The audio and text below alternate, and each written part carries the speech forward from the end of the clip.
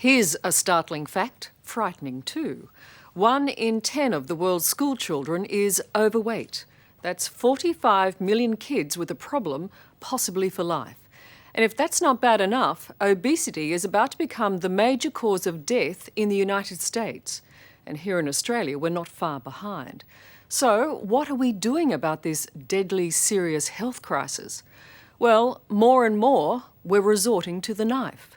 It's hard to believe, but kids as young as 12 are giving up their diets and exercise for the quick fix.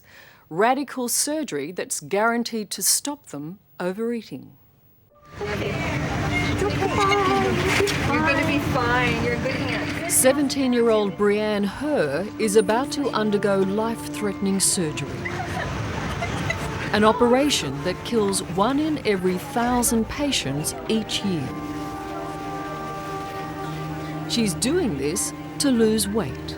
I'm gonna have a stomach that's the size of a cup. It's weird going from a stomach that's the size of a football. Brianne is one of hundreds of young people resorting to radical surgery in a last-ditch effort to beat obesity, an epidemic that doctors believe has become our greatest health threat. We are not even on the tip of the iceberg, we're right up, but this is a cultural catastrophe. That often happens because you're not sleeping well at night because you're so big.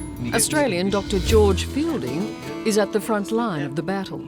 He's operating on obese kids both here at home and in America. These kids live in a world of fast life, fast food, high energy food, and to tell a kid who's gigantic that you've just got to eat like a little rabbit, you've got to resist McDonald's, you've got to resist Coke, you've got to resist Microsoft, and you've got to resist the 5,000 ads you see a year about food, and somehow you've got to lose 200 pounds. And they just can't do it? They can't do it. The statistics are frightening. In Australia and America, 60% of all children are overweight, 20% are obese, 5% are classified as morbidly obese. And by next year, obesity will become the leading cause of death in the US. So are you nervous about the possibility of surgery? No, I'm anticipating it because I want to be healthier. And right now, it's those kids who are 40 kilos or 100 pounds overweight who are looking for surgical solutions. In America, the surgery of choice is a gastric bypass operation. It's irreversible, it's dangerous, and involves the stomach being reduced in size and the intestines rearranged to limit the absorption of calories. We're using 2, divide the stomach. Here in Australia, George Fielding and his colleagues perform a different operation. It's called lap band surgery, where a belt is used to restrict the amount the stomach can hold. This procedure is reversible, but like all operations, involves some risk. Honestly, it's the most satisfying thing I've ever done. Because you take these humongous, sad kids and you give them a shot at a normal life. That's all it boils down to. Is it the last roll of the dice for them? Yes, it is. And if I achieve anything in my life doing this, and this has become my life now, it's to make people realise that fat people are sick people as well. I'm really glad I went through with it. Are there no regrets of any kind? None. None at all. If there was a pin-up girl for gastric bypass surgery, Amy Topel would be it. 12 months ago, this was her, 120 kilos and climbing. It was hell. It was miserable. I would pretty much just be by myself.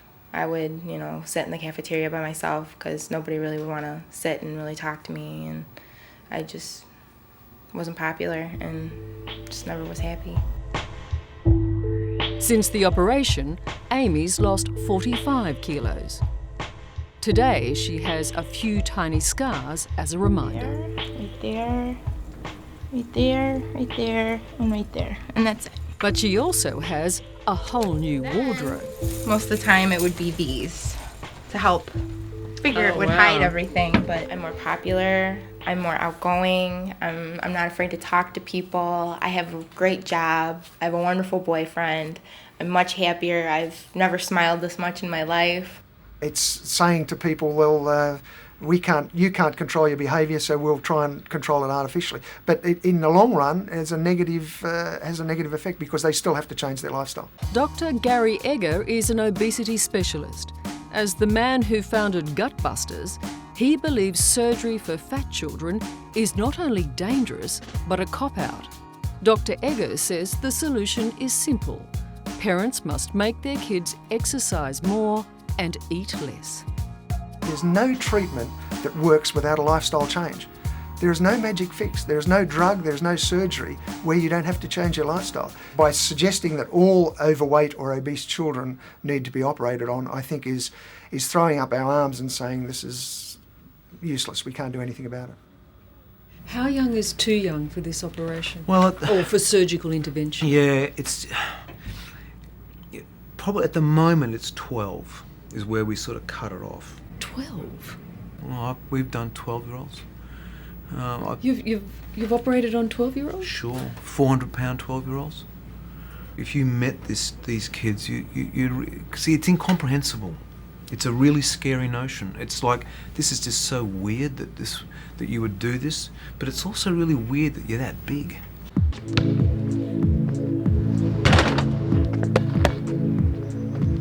Was it just too much food?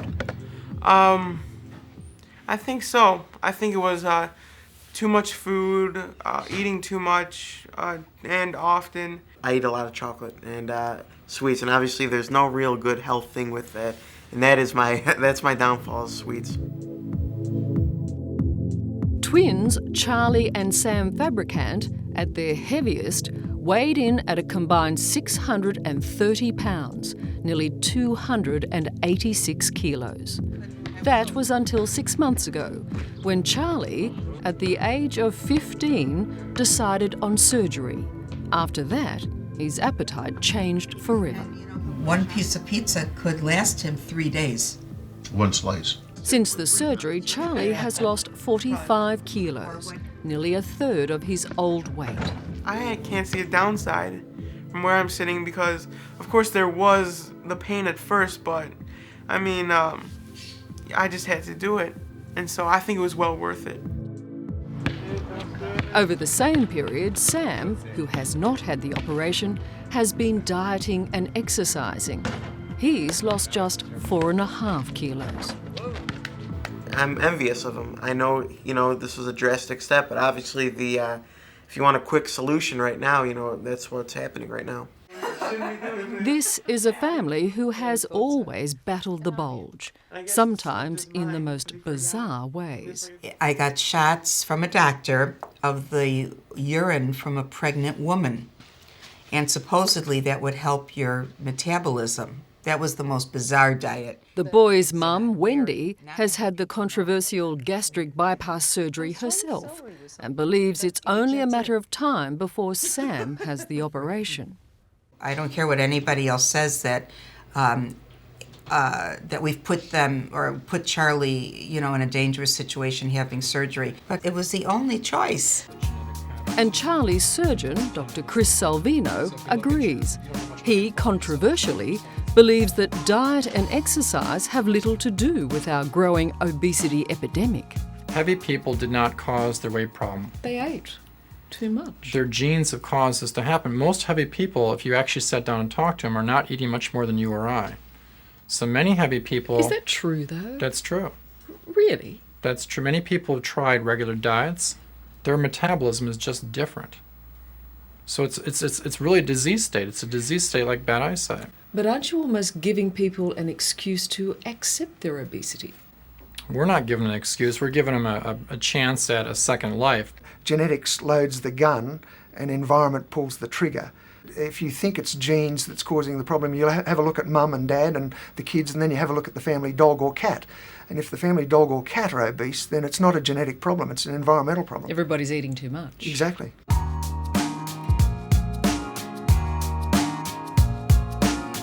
At the end of the day, Fat people are fat, I believe, because they have uncontrollable hunger. It manifests itself all different ways, but they're just hungry all the time. And George should know. He's battled obesity himself. And it wasn't until he had lap band surgery, the very same operation he now performs, that he gained control of his weight. I didn't want to die. I really thought I was going to die. I was on 11 tablets and medicines. I'm really bright, I'm really aggressive, I'm smart. I can do just about anything, but I could not stop eating. We're grateful at this time that Brienne is preparing for her surgery, and we ask thee to please bless her. Remember Brienne Herr. As she sat down to her last meal before her gastric bypass operation, she weighed 290 pounds. That's more than 130 kilograms. 4 weeks later, we met up with her again. She's lost 18 kilos, but is still in pain from the operation and has not yet been able to eat solid food. I kept asking my mom, why did you let me do this? And she was just like, it was your choice and you made the decisions. And remember, the surgery is irreversible. Fine, you're just waking up. It was really horrible because I kept playing back in my mind, was it really worth it? So I would just go into crying and I couldn't stop crying. Bria, it's time for your protein drink. For the rest of her life, she must supplement her diet with a cocktail of vitamins and minerals. There is a major adjustment that has to be made to your lifestyle. Is that hard to do? Yeah, it's very hard. Before, I'd go out with my friends and we'd get a hamburger and some French fries and a drink. And now I can't even eat, 5 French fries without feeling full. 5 French fries? Well, I haven't tried French fries yet, but, But that's all it would take. Yeah, that's all it would take. And I'd be like, I can't do it anymore. It's not an easy solution. It works very effectively in the right hands, but it's not an easy solution. People do have to still change their lifestyle, and it remains a problem for the rest of their lives. If somebody is obese, they remain potentially obese for the rest of their lives. Are you comfortable as a doctor doing this? I am now. I was scared, scared.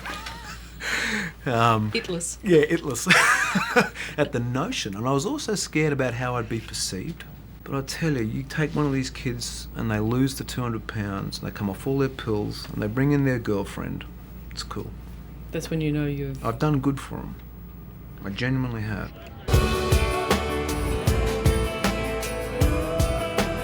George Fielding believes he's fighting a life and death battle, one we can't afford to lose. Because the thing is, we all love kids, and the notion that our kids are going to die before we do is the great horror that everyone has, and it's going to happen. That our own children could die before we do. We will be burying our kids, because they are going to get diabetes. And when you get diabetes, you go blind, you get kidney failure, you get heart attacks, and your legs drop off. And it's going to happen. Just because we got fat? Correct. It's a nightmare.